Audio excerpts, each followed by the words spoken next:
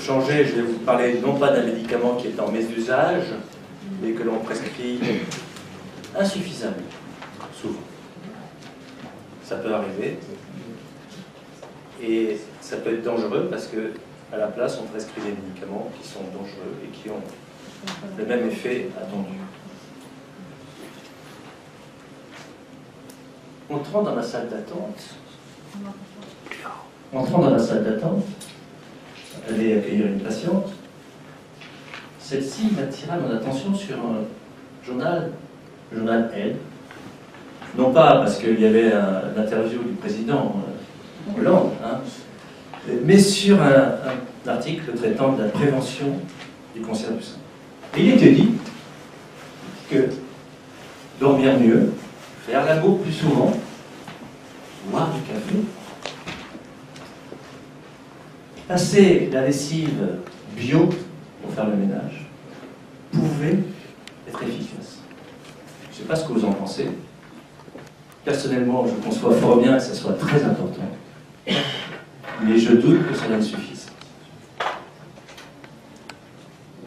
Pour vaincre le cancer du sein, pour faire une prévention efficace de cette maladie, il va falloir s'attaquer à la racine du mal.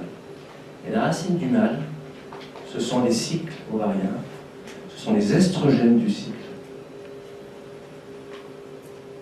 Quand je me retourne sur mon passé, sur les premiers temps de mon installation, le cancer du sein n'était pas la préoccupation majeure des femmes. Nous étions plus préoccupés par le sida ou par les problèmes de contraception. Le cancer du sein a envahi nos vies pendant ces 40 dernières années, à tel point qu'en 2005, il y avait 53 000 cancers du sein. Le cancer du sein est la principale cause de mortalité prématurée chez la femme. La prévention du cancer du sein devrait être une priorité absolue. Et je dis bien la prévention primaire, non pas le dépistage, qui n'a de prévention que le nom, puisqu'il dépiste la maladie une fois qu'elle est installée. Avant d'aller plus loin, et de vous proposer la stratégie que je développe dans mon livre, et le pari que je fais dans mon livre, que je propose à mes patients, je vous invite à aller ailleurs, voir ce que nous ne trouvons pas ici, ce que nous ne voyons pas ici, ce que la société, que la modernité a changé dans le mode de reproduction des femmes et dans l'incidence du cancer du sein. Combien la modernité a changé tout ça. Et si vous le voulez bien, allez, je vous emmène au Mali, Bamako,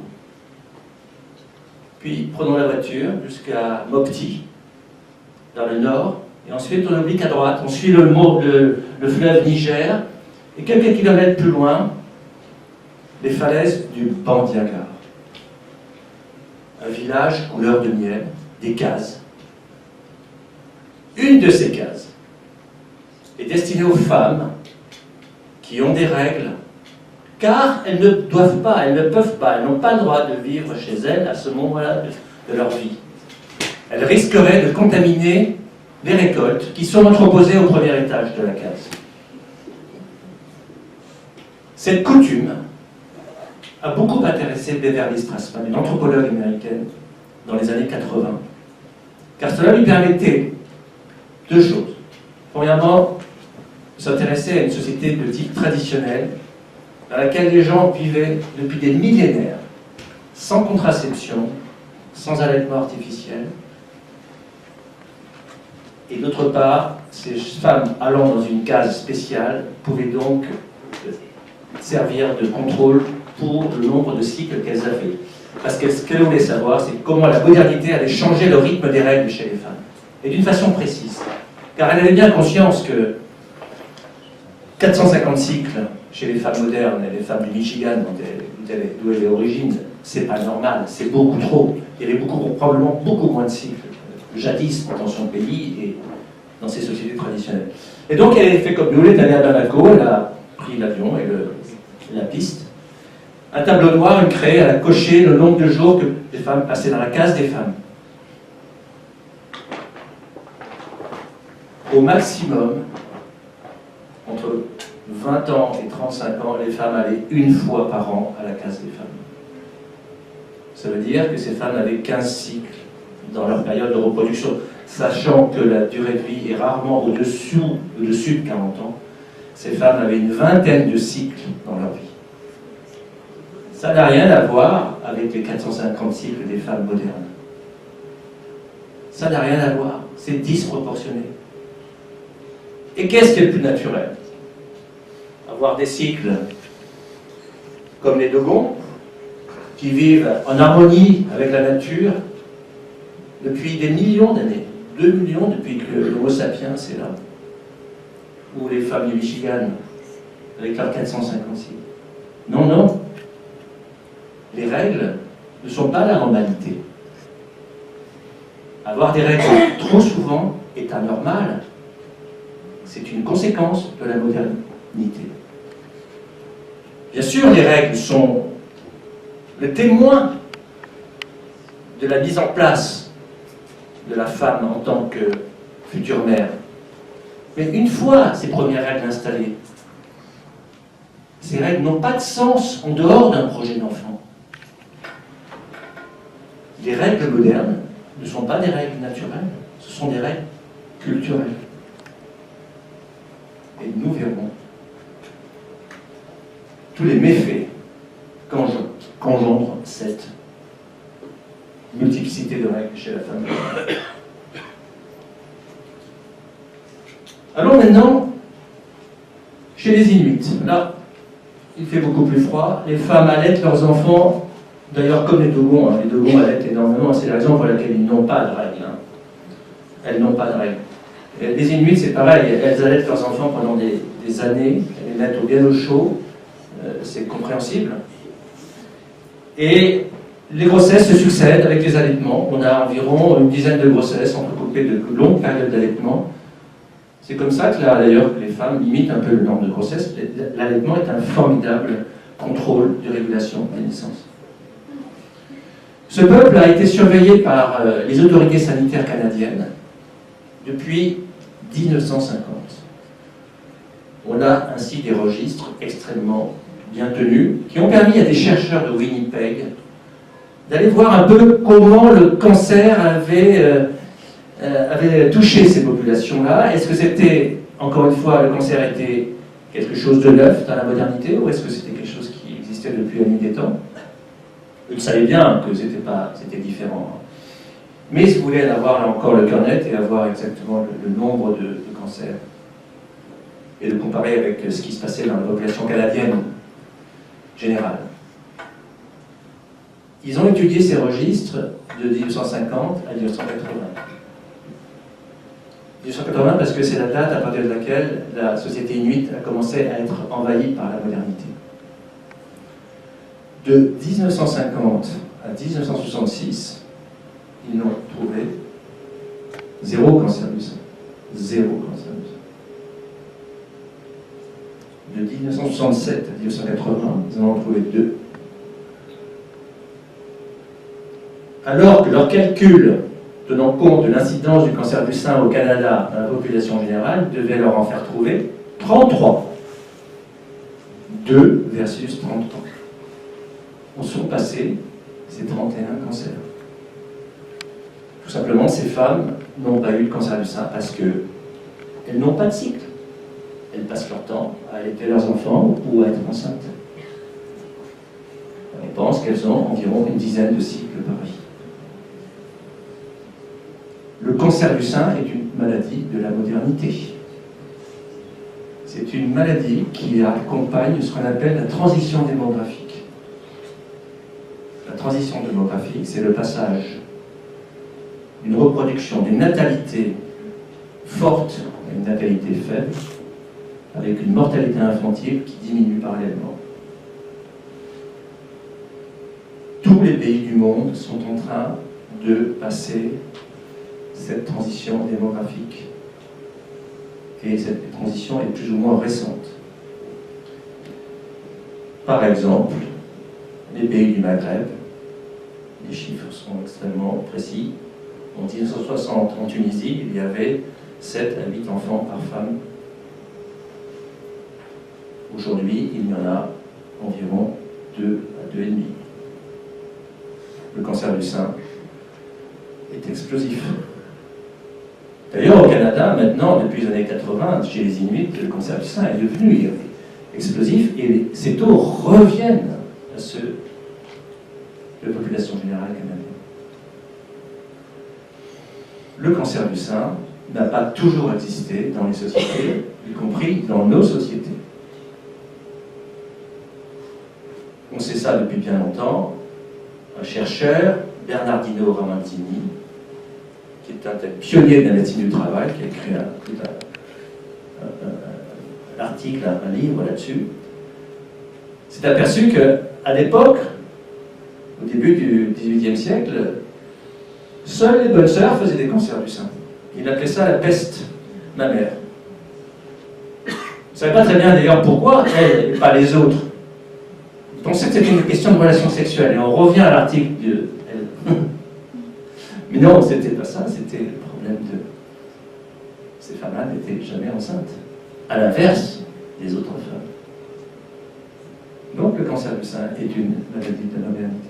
Maintenant, est-ce que l'allaitement a un rôle en soi? Est-ce que le lait contient une substance anticancéreuse? Puisque l'allaitement semble être un puissant protecteur du cancer du sein. Ou agit-il par cette mise en sommeil des ovaires qui accompagne l'allaitement? Cette mise en sommeil des ovaires est, je l'ai dit, fondamentale. Sans elle, la femme serait épuisée. Et une nouvelle grossesse ferait que l'enfant qui vient de naître ne pourrait pas survivre, puisqu'il n'aurait pas de lait. Sans l'allaitement, il n'y aurait pas eu d'être humain. Nous ne serions pas là. L'allaitement a été un des fondements du développement de l'humanité. Donc, revenons à ce qui nous concerne. L'allaitement agit-il directement sur le sein, sur l'incidence du cancer du sein, ou agit-il par cette mise en sommeil des ovaires? Pour le savoir, on va revenir à Paris, sur un terrain que l'on connaît mieux, celui de la MGEN. Alors, ce n'est pas la mutuelle impériale, c'est la mutuelle générale de l'éducation nationale. Pourquoi, vous direz-vous? Tout simplement parce que Madame Clavel-Chaplon, chercheuse en épidémiologie à l'INSERM, est chargée de l'étude E3N. L'étude E3N est une étude très importante. 3 parce que éducation, études et épidémiologie. N pour national. Dans cette étude E3N, sont inclus près de 100 000 femmes, une cohorte de 100 000 femmes, c'est énorme. Et cette cohorte est étudiée d'un point de vue épidémiologique des cancers. Et nous cherchons à savoir, Madame Clavel-Chaplon en particulier, cherche à savoir quels facteurs environnementaux ou sociétals ou personnels peuvent influer sur cette incidence du cancer du sein. Et elle a étudié la relation entre les règles et le cancer du sein. On s'est aperçu que dans nos sociétés, le nombre de cycles par vie était très variable d'une femme à l'autre. Des femmes étaient réglées 400 fois, d'autres 500. Et ça ne dépendait pas de la durée d'allaitement, parce que dans nos sociétés, on n'allaite pas ou peu. Et on a peu d'enfants. Ça dépend essentiellement de l'âge de la puberté, de l'âge de la ménopause. Donc, ça efface le facteur allaitement. Or, dans cette cohorte, on a trouvé exactement les mêmes résultats que chez les Inuits. On a trouvé un lien avec la diminution du nombre de cycles. L'allaitement, le risque de cancer du sein diminue avec le nombre de cycles. Et on s'aperçoit que si on prolonge cette courbe, qui est une courbe linéaire en fait, puisque si on fait une régression logistique, on voit qu'on a une droite. Et cette droite, si on la prolonge vers le bas, on voit que le risque zéro du cancer du sein est d'environ de 150 à 200 cycles.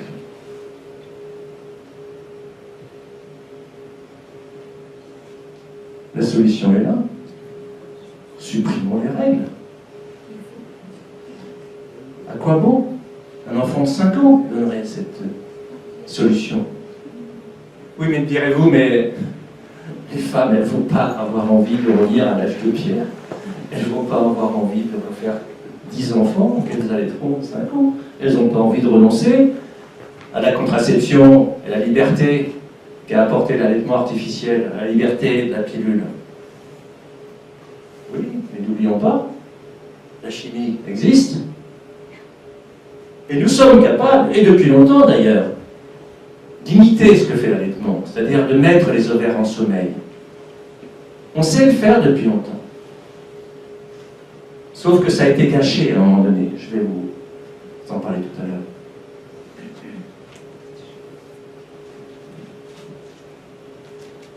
Avant de vous dévoiler à nouveau ma stratégie, il va falloir qu'on parle un peu de quelle est cette chimie que nous avons à notre disposition, depuis quand elle existe. Et il nous faut aller jusqu'au début, à la fin du 19e siècle, et rencontrer un monsieur qui s'appelle Sir John Pitson. Quelqu'un de très intéressant. Un génie. Il a donné son nom aux plus grands hôpitaux d'Écosse et de Grande-Bretagne, hôpitaux anticancéreux, bien évidemment. Et ce chirurgien a eu une idée, on ne sait pas trop comment, mais enfin il avait une intuition, que le cancer du sein avait une origine ovarienne. À une époque où on ne savait rien de l'existence des hormones. La première hormone a été découverte en 1905 par Starling, en 1896, quand Pitson a publié son article. On ne savait rien de tout ça. Cette patiente avait un cancer du sein métastatique, localement avancé. Très avancé. Il n'y avait rien à faire. Elle était morte, elle devait mourir dans les semaines à venir. Et il a dit, je vais tenter. Je vais tenter de lui enlever les 2 ovaires. Probablement qu'il avait entendu parler de choses et d'autres qui avaient été faites avant. C'est impossible autrement. Et il eut le plaisir de voir que cette femme a une survie considérable. Et je crois qu'elle a survécu 3-4 ans. Donc il a recommencé une 2e fois, et il a eu exactement le même résultat. Il a publié son papier, et il est resté un des bienfaiteurs de l'humanité féminine en posant les bases de l'origine du cancer du sein. Le cancer du sein, c'est pas tellement une maladie locale, c'est une maladie des ovaires. Les hommes font des cancers du sein, mais dans une proportion tellement inférieure. On a 500 cancers du sein chez l'homme, 50 000 chez la femme. La différence, elle est que elles ont des ovaires, nous n'en avons pas. Le cancer du sein est une maladie ovarienne. En France, on a aussi notre héros, qui s'appelle Antoine Lacassagne.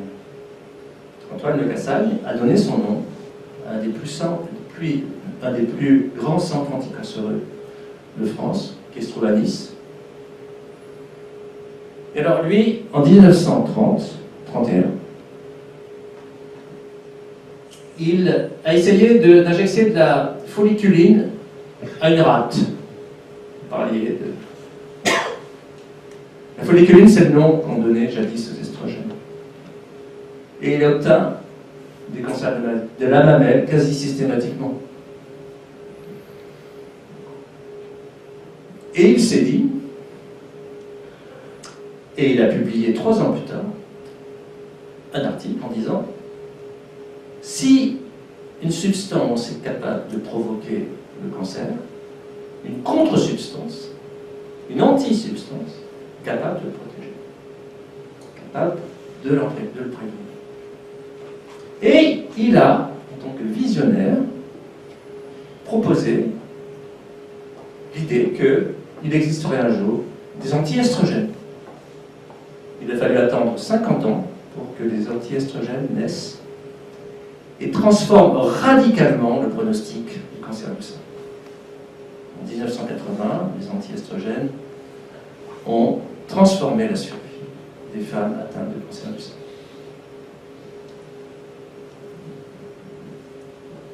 Merci, Antoine Lacassagne. Merci pour l'humanité féminine.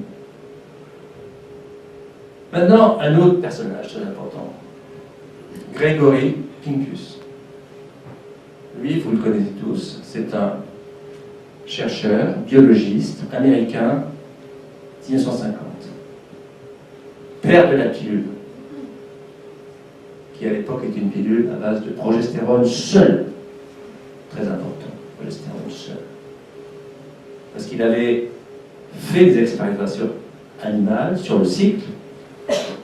On commençait à connaître le cycle, là. Les connaissances sur le cycle sont très récentes. Cette date de 1920, M. Ogino. Vous savez, ce japonais là, qui a donné tellement de naissance à des enfants dans les années 50, avec M. Knoss. Mais c'est Ogino qui a compris qu'il y avait une ovulation, qu'à la suite de cette ovulation, il y avait une sécrétion de progestérone, et que si on arrivait à maintenir ce niveau de progestérone au-delà de l'ovulation, artificiellement, en injectant de la progestérone, on pouvait arrêter le cycle, comme le faisait la nature. Et Gregory Pincus connaissait bien ce domaine-là. Et un soir, alors qu'il dînait à New York, dans un restaurant avec une dame qui s'appelle Elizabeth Sanger. Deux mots sur Elizabeth Sanger, c'est une activiste américaine qui, infirmière, était désolée, catastrophée d'avoir eu à assister à la mort de femmes. Non pas de cancer du sein à cette époque-là, on ne mourait pas de cancer du sein, il n'avait pour ainsi dire pas, mais on mourait des conséquences d'un avortement clandestin. Et elle avait pour obsession qu'on trouve une méthode chimique de contraception simple à utiliser par les femmes pour pouvoir éviter ce genre de drame familial, de laisser ses enfants. Et au cours de ce dîner, elle demanda à Gregory Pincus s'il était capable de faire cette pilule. Et en effet, il lui dit que c'était possible. Il se trouve que cette femme avait une amie richissime, Cormick, qui était capable de financer ses recherches. La pilule est née grâce à deux femmes. Elizabeth Sanger et Mme McCormick. Un médecin gynécologue est venu tout gâcher. Monsieur John Rock, deux mots sur lui, fervent catholique, intégriste, disons fervent catholique. 7-8 enfants, il allait à la messe tous les jours à 7 heures. Il était chargé par Gregory Pincus de faire des expérimentations chez la femme.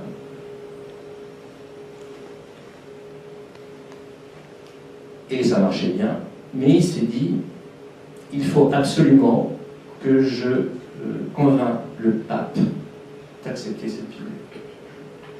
Et pour convaincre le pape, il s'est dit, le mieux ce serait que cette pilule s'accompagne de règles. De telle façon qu'on mime le cycle et qu'on ne modifie pas trop la nature de Dieu. Et donc, ça a été d'ailleurs un hasard. Il se trouve que sa préparation pour progestérone a été contaminée par un peu d'estrogène. Il a conçu la pilule moderne estro-progestative. La pilule qu'on appelle la pilule combinée, la pilule avec règles, ce qui s'opposait à la pilule de Pincus, qui est une pilule sans règles. La suite de l'histoire avec le pape, vous la connaissez. Le pape n'a jamais accepté la pilule, et la pilule est restée stérile. Parce que le marketing, lui, a bien compris l'intérêt de cette histoire-là. C'est qu'en maintenant des règles, on maintenait les profits de toute l'hygiène intime.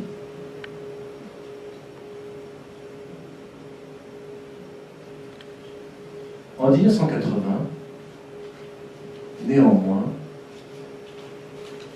un médecin français, Pierre Beauvais-Jarvis, a repris l'idée de Pincus et s'est dit, mais la pilule de Pincus, c'est probablement la pilule qui permet à la fois une contraception et une protection vis-à-vis du cancer du sein.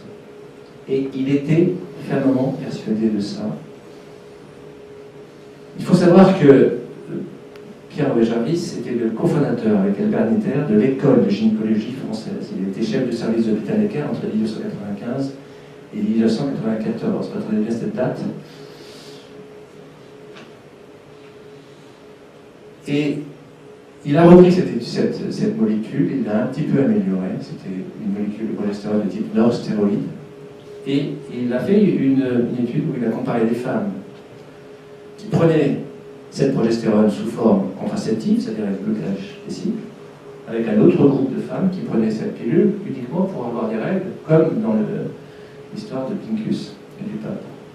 Donc, dans un côté, vous aviez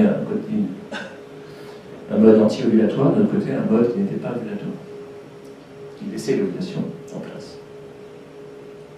Et l'article est paru en 1994, date de la mise à la retraite, et elle montrait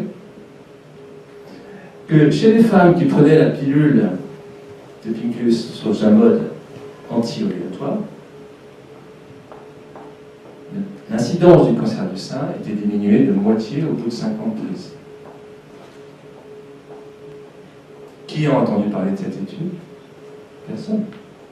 Elle a été publiée dans un très grand journal anglo-saxon, le British Journal of Cancer. Et le titre contenait la phrase « Decreased breast cancer incidence with the use of non-steroid progestogen ». Dans le titre, il y avait le résultat de l'étude. Et croyez-vous que cette formidable nouvelle a été reprise par les médias? Non, non, pas du tout. On se hâta rapidement de ne pas divulguer l'affaire, rapidement. Et croyez-vous qu'on allait faire des études complémentaires pour voir si on pouvait confirmer ce fait? Croyez-vous qu'on allait lancer enfin une grande étude randomisée moderne? Parce qu'à l'époque, l'étude elle avait été faite avec les moyens du bord, ce qui était déjà pas mal. C'était une étude prospective, c'est-à-dire qu'on allait suivre des femmes dans le temps. Ce n'était pas quelque chose qu'on allait revenir en arrière avec tous les biais qu'il peut y avoir d'études rétrospectives. Ça a été fait avec les gens d'INSERM, ça a été fait avec les gens d'Gustave Roussy pour les patientes cancéreuses, ça a été fait avec les meilleurs spécialistes de l'épidémie. C'était la meilleure méthodologie de l'époque. Bien sûr, elle n'était pas parfaite. Et cette étude a été critiquée d'une façon insensée. Jamais démentie. Jamais démentie. Si vous voulez le savoir, je vous dirai pourquoi. Quelles sont les études qu'on me pose. Nous en reprendrons tout à l'heure. Ove Jarvis, retraite en 1994, on n'en parle plus. Quelle tristesse.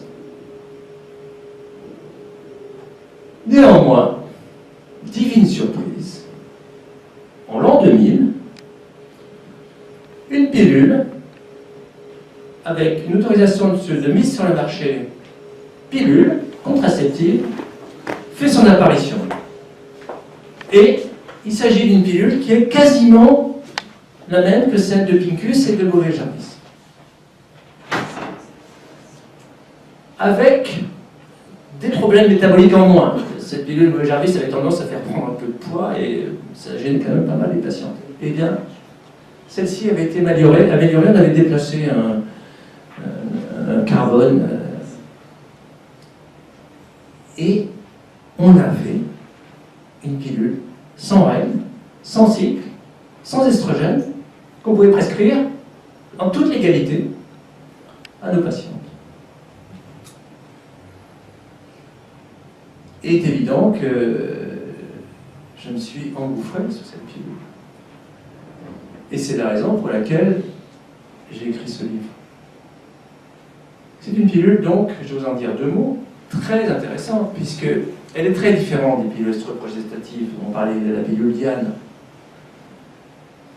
Vous savez que dans la pilule, il y a en fait deux parties.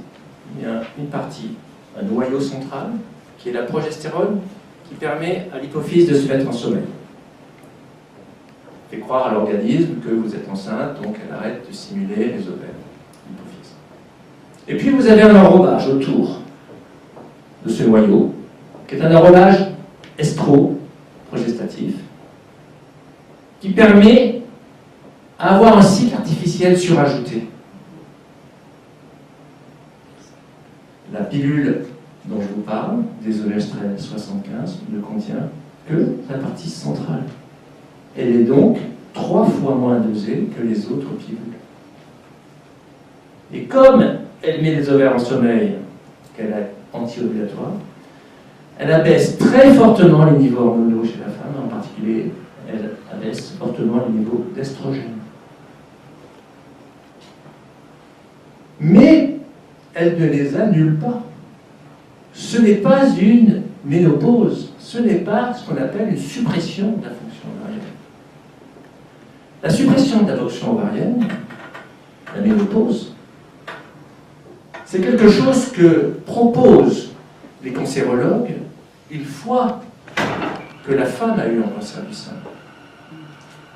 C'est soit une ovariectomie, soit la prescription d'analogues de LHRH qui permettent une ménopause artificielle chimique. Mais dans cette façon de faire, les niveaux d'estrogène sont à zéro. Ce n'est pas le cas avec la pilule Cerazette. Dans la pilule Cerazette, il se maintient un taux hormonal de base qui correspond à celui d'un début de cycle. Et ce taux hormonal de base permet à la femme d'éviter les bouffées de chaleur, la sécheresse vaginale et l'ostéoporose. Tous ces maux qui guettent les femmes à la ménopause ou avec cette suppression ovarienne des cancers. C'est donc une pilule du bonheur, pas de règles, une contraception, probablement une protection du cancer du sein. Et qui plus est, pas d'effet secondaire. Puisque comme vous n'avez pas l'enrobage estroprogestatif, pas de risque de phlébite, c'est la seule pilule qui n'a pas de contre-indication aux antécédents thromboemboliques. La seule pilule. C'est la seule pilule autorisée chez les femmes qui fument. Il n'y a pas de contre-indication tabagisme chez la femme avec cette pilule. C'est la pilule préférentiellement prescrite aux femmes qui viennent d'accoucher, car vous savez qu'après l'accouchement, il y a un risque excessif de phlébite et que les pilules estroprogestatives sont dangereuses. C'est la raison pour laquelle c'est la pilule qui est prescrite à la sortie de la maternité. En un mot, la pilule du bonheur. Qui la connaît relativement peu de gens. C'était une des raisons pour laquelle j'avais proposé un pari à mes patientes. Parce que, en absence de preuves tangibles, scientifiques, puisque pour l'instant nous n'avons que l'étude de Jarvis pour dire que cette pilule est préventive du cancer du sein, il fallait bien faire un pari sur l'efficacité vis-à-vis de la prévention du cancer du sein de cette pilule. Et je disais à mes patientes, non, je ne parie pas sur l'existence de Dieu, mais je parie sur la possibilité d'éviter le cancer du sein.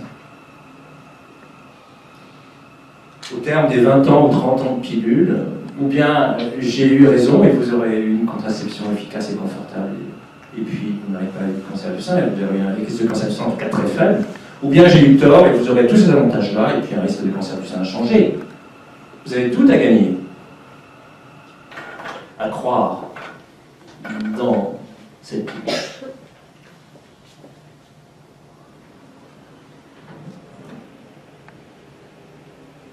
J'aimerais savoir maintenant, pour finir, j'aimerais savoir pourquoi on ne tire pas les enseignements de la pratique des vétérinaires. Savez-vous que les vétérinaires, en prévention du cancer de la mamelle chez les animaux domestiques, enlèvent les ovaires, font une ovariectomie chez les chiens, les chats, les rats. Ils savent fort bien que c'est indispensable. Et c'est fait quasiment systématiquement, et ceci depuis des années. Pourquoi n'en tire pas-t-on les enseignements vis-à-vis des femmes? Les femmes seraient-elles des mammifères différents des autres? Serait-elle au-dessus des lois de la nature? Les hormones n'auraient-elles pas les mêmes conséquences chez chez la rate ou chez la femme. J'aimerais savoir aussi pourquoi les cancérologues qui utilisent la stratégie de prévention du cancer du sein en prévention tertiaire, c'est-à-dire une fois que les gens ont eu le cancer, puisqu'ils ne font pas autre chose que ce que je fais, c'est-à-dire qu'ils diminuent l'imprégnation des femmes. Que font-ils quand une femme prenait un traitement hormonal de ménopause? Que font-ils? Ne le prenez pas, madame. C'est fini. C'est fini. Vous n'avez plus le droit de le prendre. Vous preniez une pilule, madame, parce que vous êtes plus jeune. C'est fini cette pilule estroprogestative. Vous n'en parlez plus. Vous oubliez ça. Et puis, d'ailleurs, on va vous donner des anti-hormones. Vous preniez des traitements hormonaux, maintenant on vous donne une anti-hormone. Et pour finir, si jamais vous avez des cycles, parce que vous êtes une femme non ménopausée, on va vous supprimer votre activité ovarienne, parce qu'on va augmenter l'efficacité des anti-estrogènes. Une étude très récente qui s'appelle SOFT, Suppression Ovarian Function Trial, a montré d'améliorer considérablement l'efficacité des anti-estrogènes si on associait une suppression de la fonction ovarienne. Mais ne pourrait-on pas appliquer en amont ce que l'on fait en aval? N'est-ce pas mieux de prévenir que de guérir? Ce qui marche chez les patientes atteintes du cancer, a fortiori va marcher chez les femmes qui n'ont pas eu de cancer. Et de vous à moi, mieux vaut une mise en sommeil des ovaires avec un taux hormonal relativement faible qu'une suppression ovarienne qui, elle, est franchement désagréable. J'aimerais savoir enfin pourquoi les médias ne parlent pas, n'ont jamais parlé de la baisse récente de l'incidence du cancer du sein.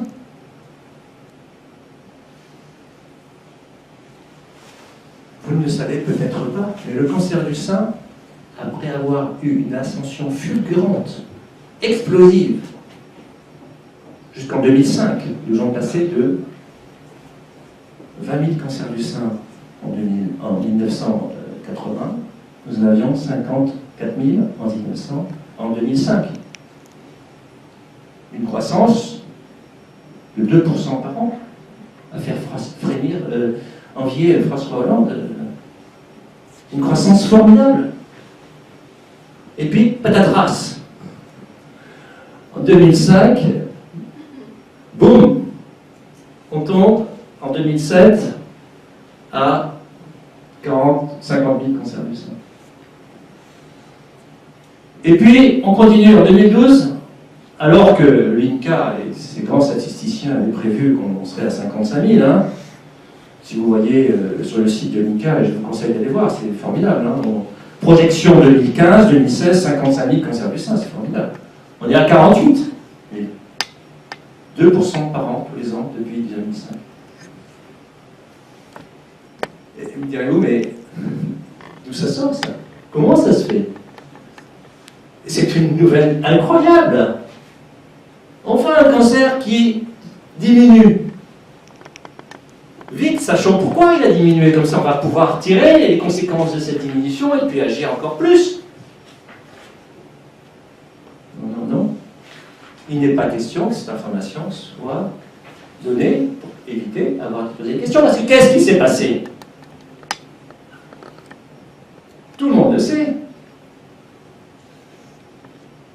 Les Américains, en 2002, ont fait publier l'étude WHI, une étude publique, gouvernementale, payée par le citoyen américain. Cette étude a montré que les traitements hormonaux de ménopause étaient cancérogènes. Il s'en est suivi une chute vertigineuse de la vente de ces traitements.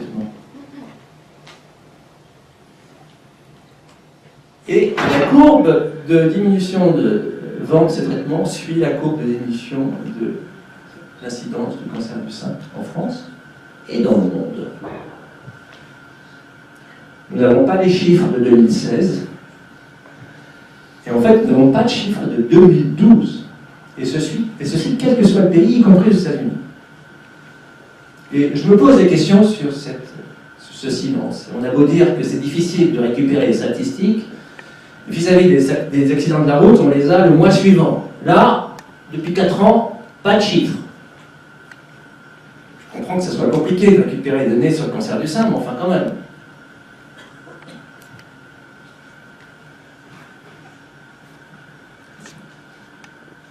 Je finirai sur une note optimiste. Les faits me donnent raison. Vous ne finirez pas parce que je pense que vous répondrez aux questions s'il y a des questions comme ça. Je finirai par une note optimiste. Les faits me donnent raison. Le cancer du sein est mort. Le cancer du sein est mort avec la diminution de l'imprégnation hormonale des femmes. Le cancer du sein va redevenir ce qu'il était dans les années 80, et j'espère plus si les femmes arrivent à comprendre l'intérêt d'aller encore plus loin dans l'arrêt des traitements hormonaux de ménopause et des pilules qui ne contiennent pas d'estrogène, c'est-à-dire celles dont je viens de vous parler. N'en déplaise à l'INCa et à tous ceux qui ont intérêt à ce que le cancer du sein reste comme il est ou continue d'exploser. Cette victoire anticipée est celle des femmes, celle de l'intelligence des femmes qui savent bien où est leur intérêt pour la vie.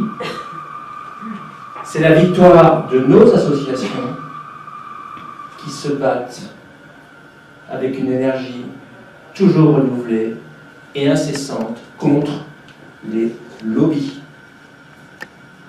C'est la victoire, et ça sera aussi le mot de la fin, de l'association que préside Luc Vignal, ici présent, de l'association pour la prévention primaire du cancer du sein. Merci de l'applaudir.